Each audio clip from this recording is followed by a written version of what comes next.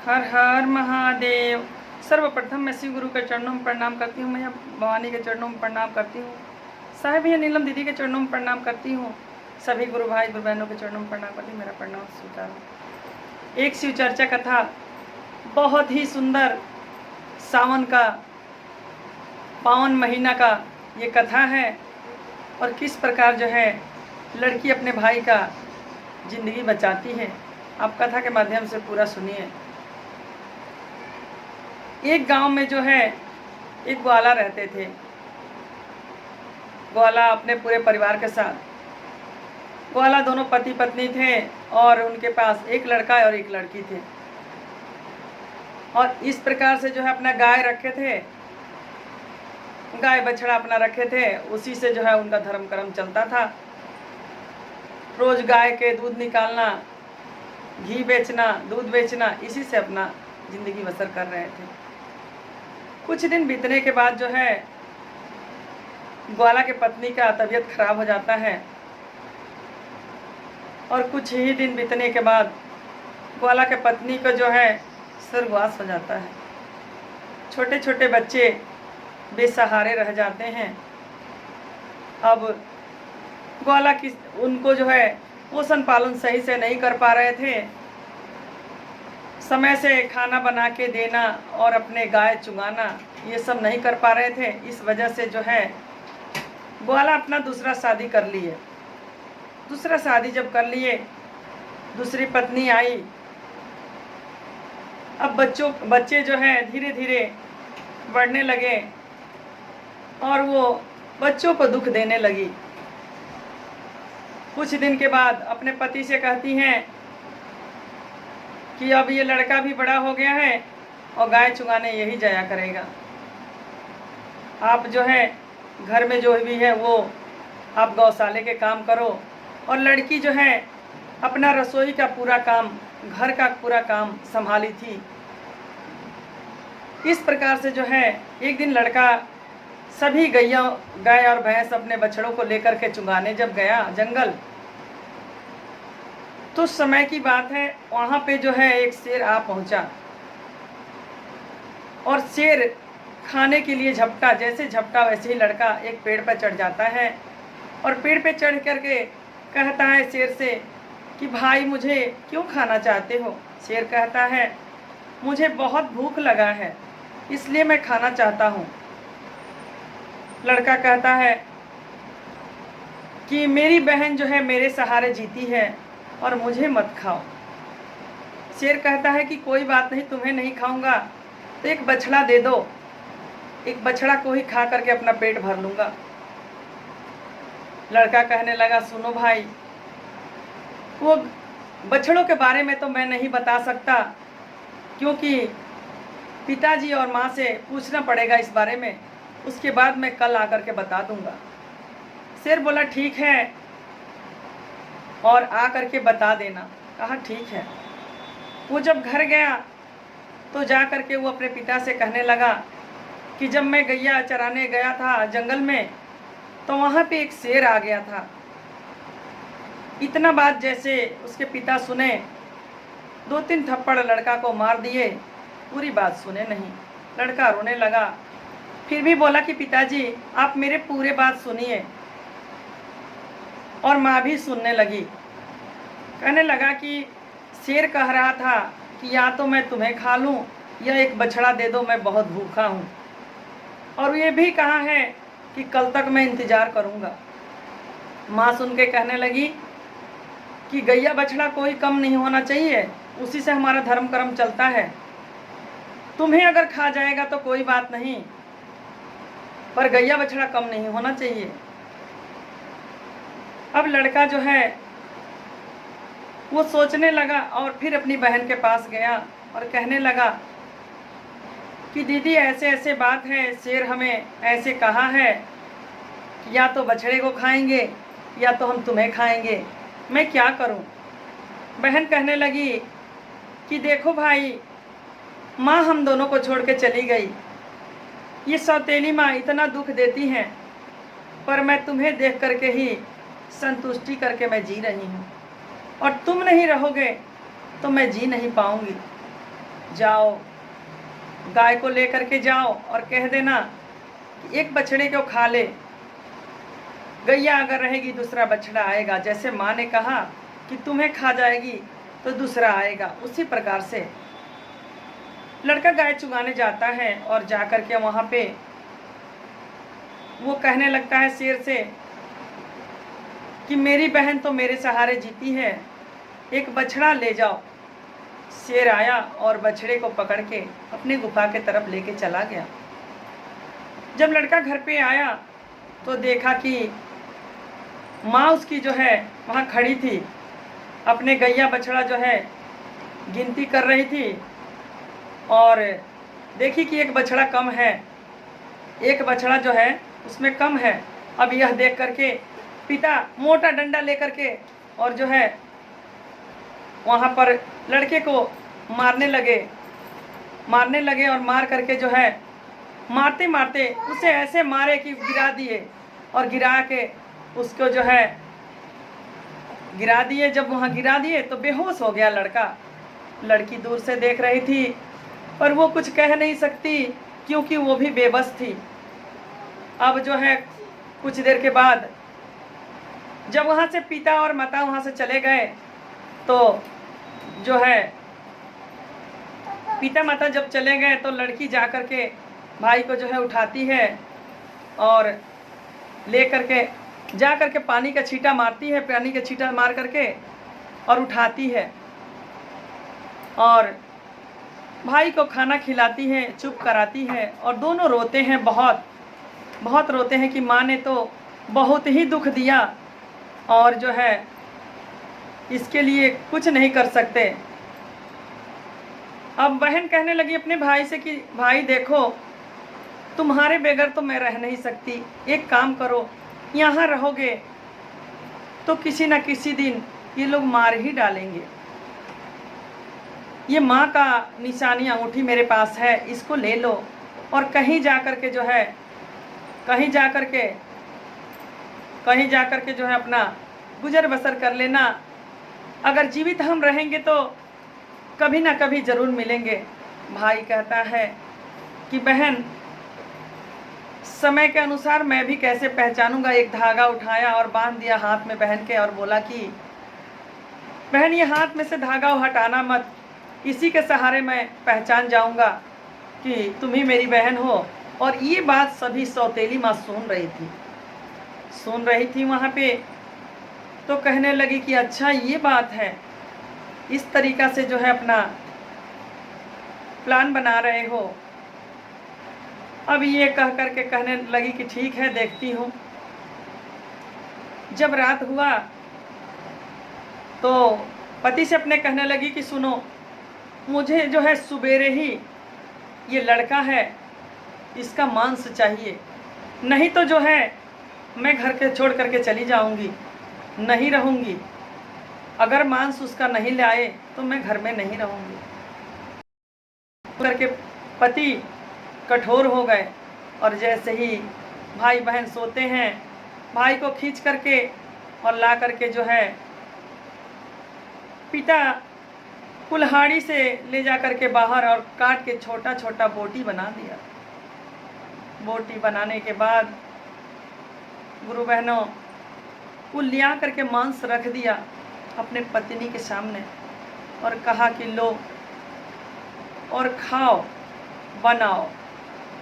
अब वो पत्नी उठी, उसे जो है बना करके और खाना जो है अपने पति का भी परसी, अपने लिए भी परोसी। और फिर उसके मन में आने लगा कि इस भाई बहन का अटूट जो है इनका रिश्ता था, रुको इसकी बहन को भी खिलाएं। अब उस लड़की के लिए भी खाना परोस देती है और कहती है कि चलो और चल के ये खाना खा लो। लड़की सोचने लगती है कि इतनी प्रेम भाव से माँ तो किसी दिन कहा नहीं, आज क्या बात हो गई। और सुबह जब से उठी तब से वो भाई को ढूंढने लगी कि भाई सो करके उठ के कहाँ चला गया, मेरे से बताया नहीं। अब वो ढूंढने लगी, भाई रहेगा तब तो। और जैसे खाना परोस के दी उसकी सौतेली माँ ने, वैसे ही समय के अनुसार शिव गुरु जो है सबको ज्ञान देते हैं और राह दिखाते हैं। लड़की क्या देखती है उस खाने में कि जिस उंगली में जो है वो लड़का अंगूठी पहन रखा था, वही उंगली जो है उस लड़की के खाने में आ जाता है, खाने में आ जाता है। अब वो समझने लगती है, सोचने लगती है कि ओहो यही बात था। अब जो है अब वो क्या करती है कि वो जो है खाने से उठा लेती है, और उन लोगों का इतना नहीं होता है कि हम उनको ये नहीं परखने देती है कि हमें मिल गया, ले करके दूर चली जाती है। बड़ी बिलख बिलख के रोती है, चिल्लाती है। और बड़े बूढ़ों से सुनी थी कि जब तक शरीर का विसर्जन ना हो जाए तब तक जो है ये शरीर हमारा भटकता रहता है। रोती है, रोते रोते गंगा के किनारे चली जाती है और जा करके वहाँ पे जो है रोती है। और शिव गुरु के बहुत ही बड़ा भक्त जब से अपना होश संभाल ली थी, तब से सभी जितने सावन आते पूरी सावन का व्रत रखती, जल चढ़ाती हर रोज का और पूजन करती, और शिव गुरु के बहुत मानती थी, बहुत ही ज़्यादा शिव गुरु पर विश्वास करती। अब वहाँ जाके रोने लगी और कहने लगी कि हे शिव गुरु, मुझसे क्या चूक हुई कि मेरे भाई को बिछड़ा दिए आप, अब मैं क्या करूं। और गंगा जी के किनारे जा कर के रोने लगी और कहने लगी कि विसर्जन करके और उसके बाद मैं भी इसी गंगा में कूद करके अपना जान दे दूंगी। उंगली ले करके जो है पानी में बहाती है और रोती है, और देखती है कुछ दूर तक ले उंगली जो है पानी में तैरता जा रहा है, और वो उंगली जो है एक बाय के तोता के रूप में बन जाता है। और बन के जैसे ये उसने डूबने के करती है, वैसे ही दीदी दीदी चिल्लाने लगा। तोता जब चिल्लाने लगा दीदी दीदी, तो इसकी लगा कि हाँ मेरे भाई आवाज़ लगा रहा है। वो कहने लगा दीदी आप मत डूबो और मत मरो, नहीं तो हम लोग का साथ छूट जाएगा। मैं जो हूँ ये तोता के रूप में मैं जीवित हूँ दीदी। अब इतना सुन करके वो बाहर आती है और दोनों भाई बहन आपस में जो है बिलख बिलख के रोते हैं और मिलते हैं।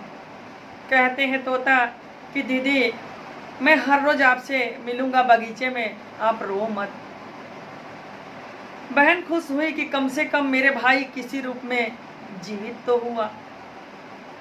उसके सहारे जो है घर जाके खुशी से कामकाज करने लगी, और हर रोज़ जो है तोता से मिलने के लिए बाग बगीचा में जाने लगी, और तोता से मिलके जो कि उसका भाई, उससे मिल करके बड़ा खुशी रहने लगी। इतने में जो है सावन का महीना में रक्षाबंधन आया।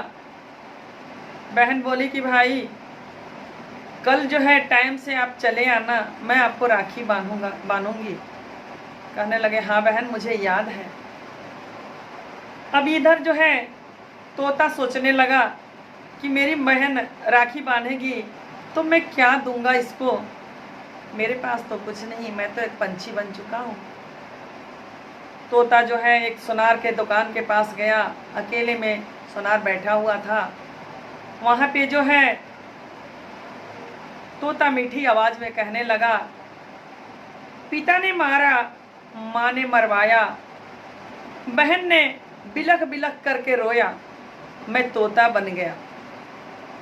अब ये बात सुनार के समझ में नहीं आ रहा था, और मीठी आवाज़ सुन करके सुनार को लगे कि मैं तोता के और आवाज़ सुनूं।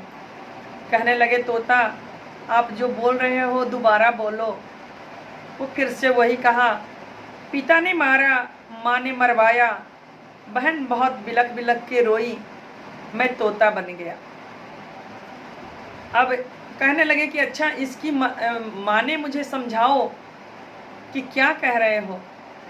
वो सोनार को पूरी बात अपने बताए कि पिता ने मेरे को मार के बोटी बोटी काट दिए, माँ ने मरवाया और बहन मेरी बिलख बिलख के रोई, और उसके बाद जो है मेरी मुक्ति ऐसे ऐसे मिला, मैं तोता बन गया। तो कहने लगे सोनार कि मेरे से क्या चाहते हो, ये तो बहुत बुरा हुआ तुम्हारे साथ। तो कहने लगे कि कल रक्षाबंधन है और मैं अपनी बहन को क्या दूंगा ये सोच रहा हूँ। आप मुझे एक कोई अगर कोई गहना बना के एक देते तो मैं अपनी बहन को देता, मेरी बहन बहुत खुश हो जाती, क्योंकि मैं कभी गहना दिया नहीं हूँ। सोनार कहने लगा बस इतने ही बात, मैं जो हूँ मैं बना करके जो है तुम्हें दूंगा। और सोनार इस प्रकार से जो है बहुत ही अच्छा से गहना बनाए और बना करके बोले तोता से कैसे ले जाओ। कहने लगे कि मेरे गले में पहना दो। बोले ठीक है। उसके बाद जो है रक्षाबंधन आया तो अपने बहन को जो है जब राखी बांधे बहन, तो अपनी बहन को वो रक्षाबंधन के दिन जो है वो उपहार में वो जो सोने के गहने बनवा के ले जाते हैं वो देते हैं। बहन बहुत खुश हो जाती है और खुश होकर के पहन लेती है। अब उसकी सौतेली माँ जब देखती है तो कहती है कहाँ से लाई है चुरा के। कहने लगी माँ मैं चुरा के नहीं लाई हूँ, और ये भी नहीं बता रही कि मेरा भाई तोता बन गया, सोच रही कि उसे भी मार डालेंगे।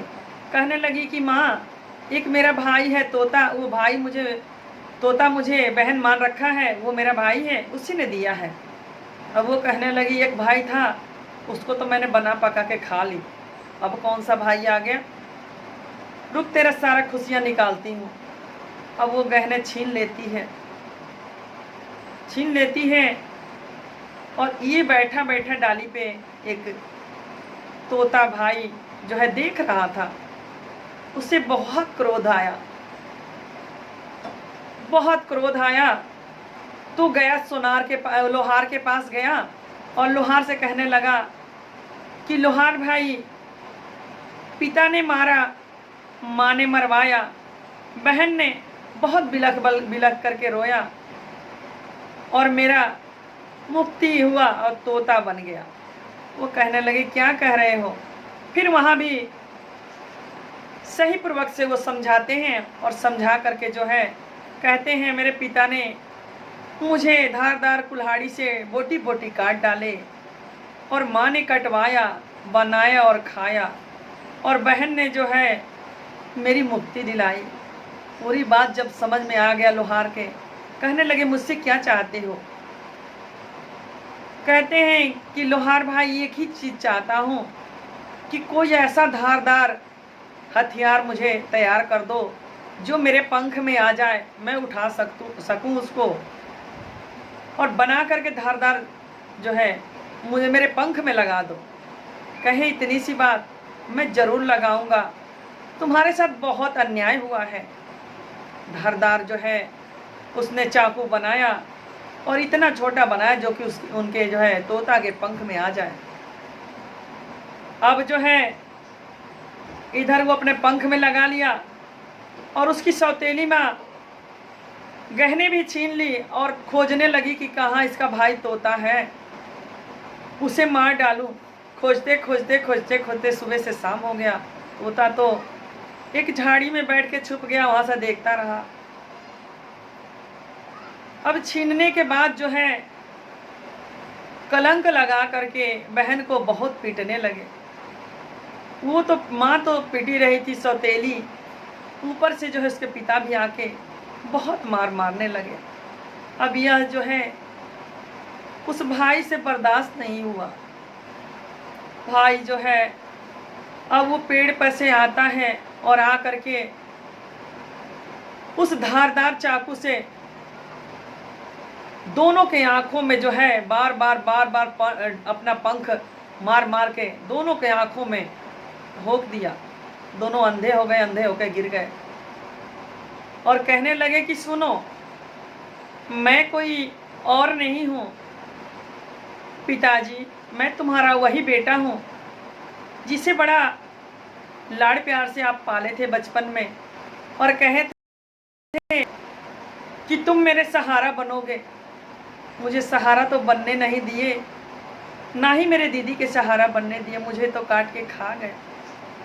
मैं वही हूँ और अपने जीते जी अपने दीदी का जो है अब ये दिन दशा नहीं होने दूंगी। गुरु बहनों, वहाँ से जो है अब कहने लगा तोता कि दीदी चलो यहाँ से हम चलते हैं, अब इनकी जो है जो किए का है वो अपना सजा भोगेंगे, और हम लोग कहीं ऐसा दूर चलें जहाँ जो है हमें ये याद भी ना आए। वो दोनों चलते चलते चलते चलते जो है बड़ा दूर देश में पहुँच गए। वहाँ पे जो है एक शंकर भगवान का मंदिर दिखा। तोता कहने लगे दीदी, आप जिनका पूजा करती हो, जिनके व्रत करती हो, पूरी सावन पालन करती हो, ये वही भोलेनाथ का मंदिर है। अब इससे अच्छा कहीं जगह नहीं हो सकता। अब हम लोग यहीं पे जो है रहेंगे और मैं फल तोड़ के लाऊंगा और आप खाना। कहने लगी कि हाँ भाई, ठीक कह रहे हो। इस प्रकार से जो है तोता जाते और जा कर के आसपास जो है गंगा जी में नहाते और आ कर के अपने पंख भिंगा करके वही झाड़ झाड़ के शंकर भगवान को नहलवाते और वही चढ़ाते, और फूल जो है अपने चोंच में फूल दबा के ले आते और ले आकर के जो है वही चढ़ाते। बहन भी पूजा पाठ करने लगी।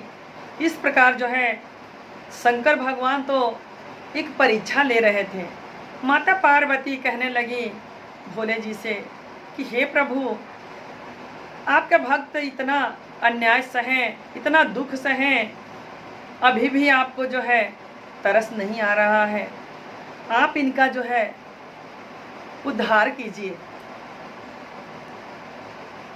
अब भोले जी कहते हैं कि किसका किसका उद्धार करेंगे। कोई किसी तरीका से, कोई किसी तरीका से जो है अपना भोग रहा है। कह रहे हैं कि नहीं प्रभु, इन्होंने तो आपकी सेवा ही किए हैं, इनकी क्या उम्र है, आप जो है इनको राह दिखाइए। भोले जी माता पार्वती का कोई बात टालते नहीं। कहने लगे ठीक है पार्वती, चलो चलते हैं। अब वहाँ पे जो है दोनों भाई बहन पूजा करके नमो शिवाय कर रहे थे। वहाँ जा कर के मंदिर में भोले जी प्रकट हो जाते हैं और प्रकट हो करके कहने लगे मांगो क्या मांगते हो।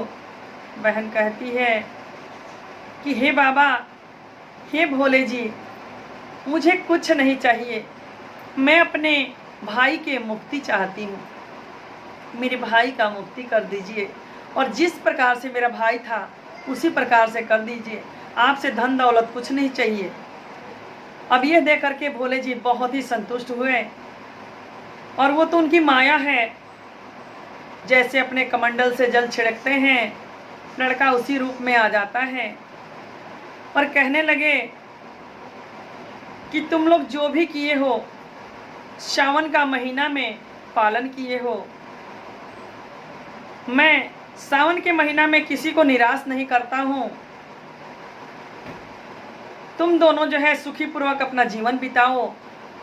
इस प्रकार कुछ दिन बीतते बीतते भाई भी होशियार हो गए, और मंदिर के आसपास ही उनका धीरे धीरे जो है खेती गृहस्थी करते करते वो अपना घर द्वार भी बना लिए, और बहन को जो है बहुत ही अच्छा घर देख करके शादी करवा दी। उसके बाद जो है बहन अपने घर के हुई, बोली कि भाई हम दूर कैसे रख सकते हैं, तुम्हारा भी कोई साथ हो जाए, इसके बाद मैं सुखी पूर्वक रह पाऊंगी। भाई के भी शादी बहन करवा देती है। दोनों सुखी पूर्वक रहने लगे। गुरु भाई गुरु बहनों, सावन के महीना पावन है और सावन जो पालन करते हैं वो कहीं से खाली नहीं जाते हैं। उनका जो किए हुए गलती होती है उसको भी भोले जी क्षमा करते हैं। हर हर महादेव।